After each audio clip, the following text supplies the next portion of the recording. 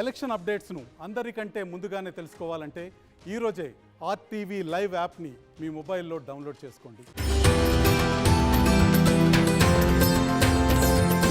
నిన్న విడుదల చేసిన ఎగ్జిట్ పోల్స్కు సంబంధించి ఆరా మస్తాన్ విడుదల చేసిన ఎగ్జిట్ పోల్కు సంబంధించినటువంటి పెద్ద ఎత్తున చర్చ జరుగుతుంది. దీనిపైన టీడీపీ మాజీ ఎమ్మెల్సీ బుద్ధ వెంకన్న కొన్ని సంచలన వ్యాఖ్యలు చేశారు. ఆరా మస్తాన్ను సర్వే నిజమైతే, ఎగ్జిట్ పోల్ నిజమైతే తాను 4 కోసుకుంటాను, నిజం కాకపోతే ఆరా మస్తాన్ 4 కోసుకుంటారంటూ ఓపెన్ ఛాలెంజ్ వేశారు. ప్రస్తుతం బుద్ధ వెంకన్న మనతో ఉన్నారు, మాట్లాడదాం. సార్, మీరు ఒక స్టేట్మెంట్ ఇచ్చారు. ఎందుకు ఆ స్టేట్మెంట్ ఇవ్వాల్సి వచ్చింది? ఎందుకు? అది స్టేట్మెంట్ కాదండి, ప్రజల యొక్క అవేర్నెస్ పెంచడానికి, ప్రజల్ని తప్పుదారి పట్టించడానికి జగన్మోహన్ రెడ్డి అండుకో ఆరా మస్తాన్తో ఆ మాట చెప్పించారు.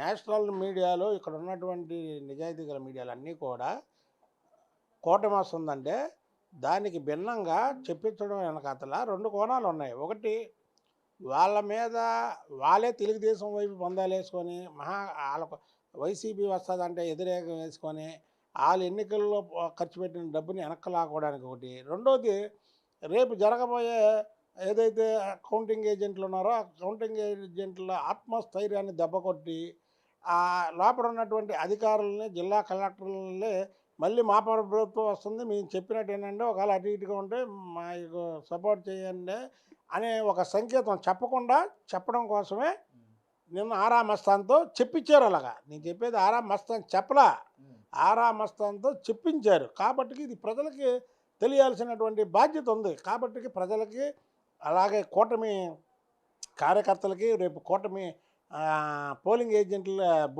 పోలింగ్ కౌంటింగ్ ఏజెంట్లుగా వెళ్ళే వాళ్ళకి ఆత్మస్థైర్యం నింపడానికి, అలాగే అధికారులు ఎవరైతే ఉన్నారో ఈ ప్రభుత్వం పోతుంది, మీరు అప్రమత్తంగా ఉండండి, మీరు న్యాయంగా పనిచేయండి అని చెప్పడం కోసమే ఇవాళ నేను ఇది ఆరా మస్తాన్ ఫేక్ సర్వే అని బట్టబయలు చేస్తున్నాను. అందుకే చెప్పా, నిజంగా ఆరా మస్తాన్ నిన్న మీరు చెప్పినట్టు చెప్పిన దానికంటే ఎక్కువే వస్తాయి అనుకుంటే రమ్మనండి, ఛాలెంజ్ చేస్తున్నాను. నేను ఛాలెంజ్ చేస్తాను. ఆయన 4 కోసుకుంటాడేమో, నా 4 కోసుకుంటాను.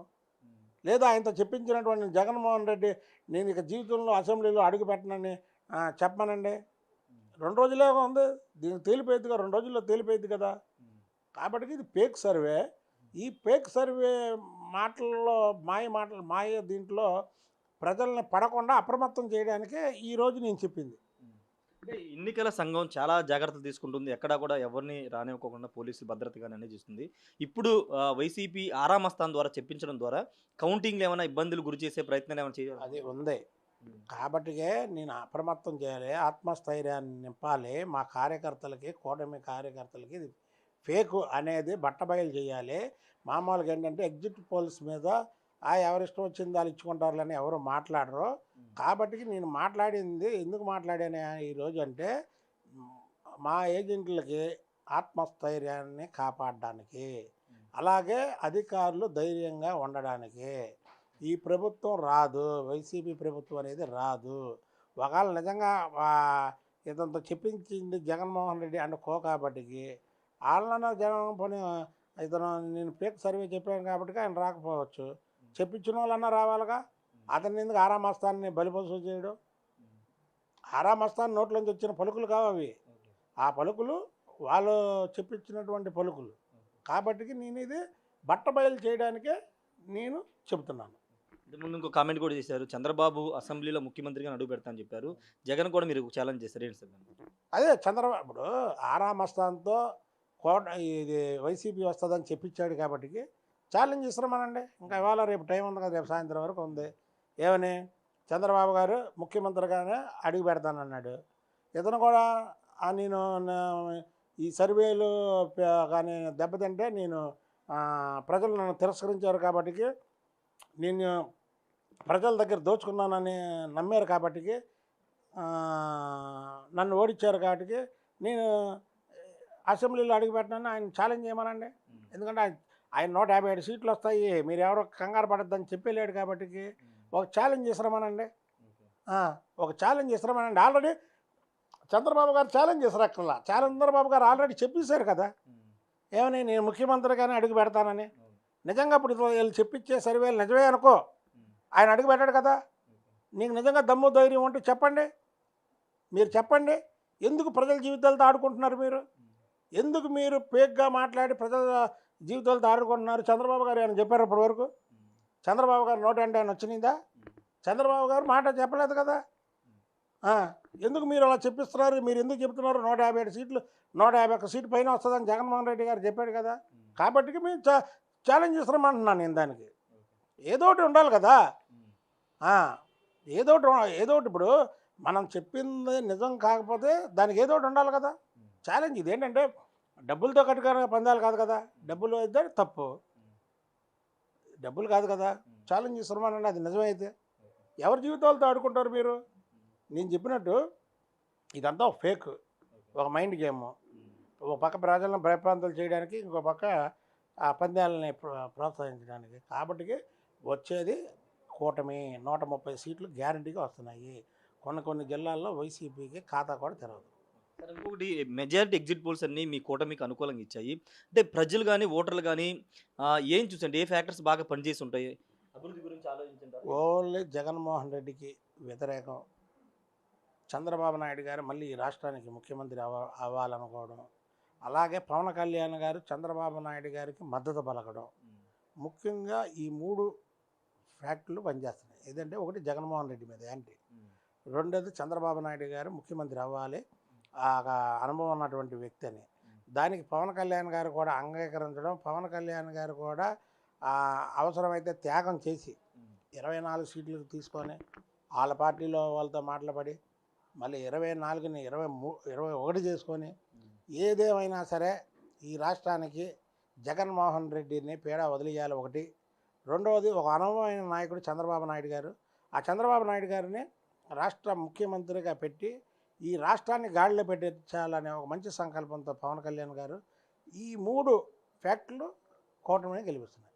అంటే ఎగ్జిట్ పోల్స్ మెజారిటీ మీకు ఇచ్చాయి కాబట్టి ప్రమాణ స్వీకారానికి సంబంధించిన ఏర్పాట్లు చేస్తున్నారా, ఏదైనా అనుకున్నారా? అది ప్రమాణ స్వీకారం చంద్రబాబు నాయుడు గారి ముహూర్తం నిర్ణయించేది. ఏదన్నా మన ఇంట్లో ఒక శుభకార్యం జరిగితే దానికి ఆడవాళ్ళు ఇంట్లో వాళ్ళు శుభకార్యానికి ముహూర్తం పెట్టిస్తారు. అది చంద్రబాబు నాయుడు గారి కుటుంబ సభ్యులు చంద్రబాబు గారు ముహూర్తం ఖరారు చేసుకుంటారు. కానీ అమరావతిలో మాత్రం ప్రమాణ స్వీకారం ఉంటుంది.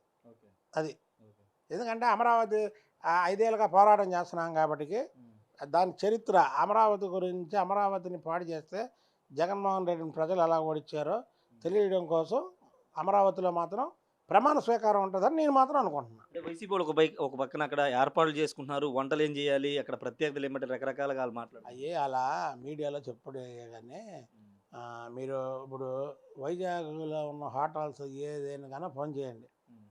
ఇప్పుడు పెద్ద నాయకులు సూట్ రూమ్లోనే దిగుతారు. 9వ తారీఖు ఏమంటే సూట్ రూమ్ కావాలని అండి, ఖాళీగా ఉన్నాయో లేదో చూడండి. ఊరికి ఏ రూము బుక్ చేసుకోవాలా, ఎవరు రాలా, అసలు వాళ్ళ మీద వాళ్ళకే నమ్మకం లేదు. కానీ ప్రజలను తప్పుదారి పట్టిస్తున్నారు. అందుకే నేను ఇవాళ ఈ ప్రెస్ మీట్ పెట్టింది కూడా ప్రజల్ని తప్పుదారి పట్టిస్తున్నందుకే. నేను ఆ ప్రజలు వీళ్ళు చెప్పింది ఫేకు అని చెప్పడం కోసమే నేను ప్రెస్ మీట్ పెట్టాను. ఫైనల్గా ఒక క్లారిటీ ఇవ్వండి. మీరు లోకేష్కి బాధ్యతలు ఇవ్వాలని చెప్పారు. ఇప్పుడు కూటమి ఖచ్చితంగా గెలుస్తుందని ఎగ్జిట్ పోల్స్ చెప్తున్నాయి కాబట్టి, ముఖ్యమంత్రిగా చంద్రబాబు ఉంటారు కాబట్టి, పార్టీ బాధ్యతలు లోకేష్కి ఇవ్వాలని నేరుగా చంద్రబాబుని కలిసి ఏమని చెప్తారా? చంద్రబాబు గారు మీడియాలో మాట్లాడింది తెలీదా?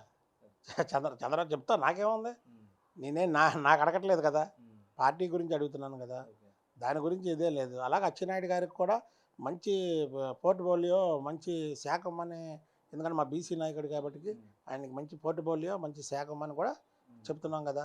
ఆ శాఖలో అవి ఇచ్చేయి ముఖ్యమంత్రి గారి ఇష్టం. కానీ పార్టీలో మాత్రం డిమాండ్ చేసే హక్కు మాకుంది. ఎందుకంటే పార్టీ కోసం 5 ఏళ్ళు మేము పోరాటం చేసాం, మేము పనిచేసాం, మేము సీట్లు త్యాగం చేసాం, సీట్లో పైన పార్టీకి అంకిత భావంతో పనిచేసాం. ఈ పార్టీని ఇంకో 30 సంవత్సరాలు ఉండాలని, మా పిల్లలు కూడా ఈ తెలుగుదేశం పార్టీలో ఉండాలని, మేము చనిపోయేటప్పుడు కూడా తెలుగుదేశం జెండా మీద కప్పుకోవాలని, ఈ పార్టీని 30 సంవత్సరాలు ఉండాలని ఆ రోజు నేను అది చెప్పడం జరిగింది. అవసరమైతే చంద్రబాబు గారికి కూడా నేరుగా కలిసి చెప్తాను. అంటే లోకేష్ అధ్యక్షత, అంటే ఆయన అందరూ అంగీకరించే అవకాశం ఉంటుంది పార్టీలో. లోకేష్ నాయకత్వం, చంద్రబాబు నాయుడు గారి నాయకత్వాన్ని 100కు 100 మంది ఎలా బలపరుస్తారో లోకేష్ బాబు గారి నాయకత్వాన్ని కూడా 100కు 100 మంది బలపరుస్తారు. తెలుగుదేశం పార్టీలో చంద్రబాబు గారి తర్వాత లోకేష్ బాబు గారే నాయకుడు. దాంట్లో ఎలాంటి ఇది లేదు. ఓకేనా? ఫైనల్గా ఒక్కటి క్లారిటీ ఇవ్వండి. ఎన్నికల రోజు, కౌంటింగ్ రోజు, పోలింగ్ రోజు జూనియర్ ఎన్టీఆర్ బ్లూ షర్ట్ వేసుకొచ్చాడు, దాని ప్రభావం ఉంటుంది అనుకున్నారు. ఇప్పుడు ఎగ్జిట్ పోల్స్ అన్ని మీ కూటమి వైపు వచ్చిన తర్వాత దీని గురించి మీరేం చెప్తారు? ఏముంది, ఇది ప్రజలు ఆటోమేటిక్ తెలుగుదేశం వైపు ఉన్నారు. తెలుగుదేశం ఈ దీంట్లోనే ఉన్నారు. చంద్రబాబు గారు, లోకేష్ బాబు గారి నాయకత్వాన్ని బలపరుస్తున్నారు. రేపు మేము ఇక్కడ గెలిస్తేది కూడా చంద్రబాబు నాయుడు గారు, లోకేష్ గారి నాయకత్వం మీదే గెలుస్తున్నాము. ఈ 5 ఏళ్ళు ప్రజలకు కానీ, ఇటు పార్టీ కార్యకర్తలకు కానీ, లేదా ఆ కుటుంబ ఇబ్బందులు పడడం కానీ, వాళ్ళ కుటుంబమే ఇబ్బంది పడింది. అలాగే మా తెలుగుదేశం కుటుంబాలు ఇబ్బంది పడినాయి. అలాగే ప్రజలు ఇబ్బంది పడ్డారు. ప్రజలు ఇబ్బంది పడినా సరే, పడినప్పుడు కూడా వాళ్ళకి అండగా ఉన్నారు. కాబట్టి చంద్రబాబు నాయుడు గారు, లోకేష్ గారు వాళ్ళ నిర్ణయమే తెలుగుదేశం పార్టీ నిర్ణయం. వాళ్ళ వల్లే అధికారంలోకి వస్తున్నాం. Thank you sir. మొత్తంగా అయితే ఖచ్చితంగా ఒక ఓపెన్ ఛాలెంజ్ చేస్తున్నారు. ఆరామ్ అస్థాన్ చేసిన సర్వే నిజమని కౌంటింగ్ తర్వాత తెలిస్తే కానీ 4 కోసుకుంటాను. ఒకవేళ నిజం కాకపోతే ఆరామ్ అస్థాన్ 4 కట్ చేసుకుంటారా? అదేవిధంగా ముఖ్యమంత్రి జగన్మోహన్ రెడ్డి కూడా ఒక ఛాలెంజ్ విసురుతున్నారు. చంద్రబాబు నాయుడు చాలా స్పష్టంగా చెప్పారు, ముఖ్యమంత్రిగానే మరోసారి అసెంబ్లీలో అడుగు పెడతా అని చెప్పారు. ఇప్పుడు జగన్ కూడా ఇలాంటి ఫేక్ సర్వేలు చేయిస్తున్న జగన్ కూడా ముఖ్యమంత్రి అయితేనే సభలో అడుగు పెడతానని ఒక ఛాలెంజ్ తీసుకోగలరండి బుద్ధ వెంకన్న సవాల్ చేస్తున్నారు. భవిష్యత్తులో నారా లోకేష్ పార్టీ బాధ్యతలు ఇవ్వాలని చంద్రబాబును కలిసి కోరతానని చెప్తున్నారు. ఖచ్చితంగా కూటమికి 130 పైగా సీట్లు రాబోతున్నాయని బుద్ధ వెంకన్న చెప్తున్నారు. Camera person ప్రసాద్తో Rayesh RTV Vijayawada నుండి. దశాబ్ది కాలం ముగించుకునే సందర్భంలో తెలంగాణ ప్రజలందరికీ దశాబ్ది ఉత్సవాల సందర్భంగా తెలంగాణ అవతరణ దినోత్సవ శుభాకాంక్షలు.